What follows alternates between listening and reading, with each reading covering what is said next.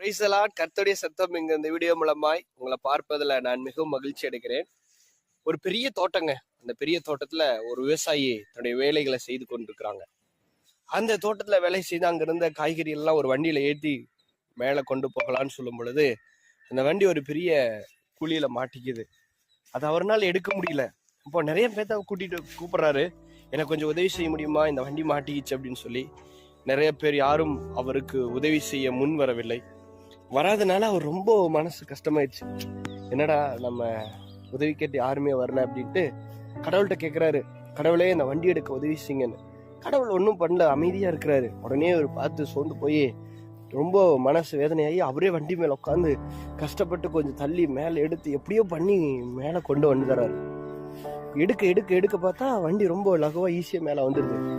எப்படா இது, யாருமே உதவி செய்யல, வண்டி மேல வந்துருச்சுன்னு சொல்லி எடுத்துட்டு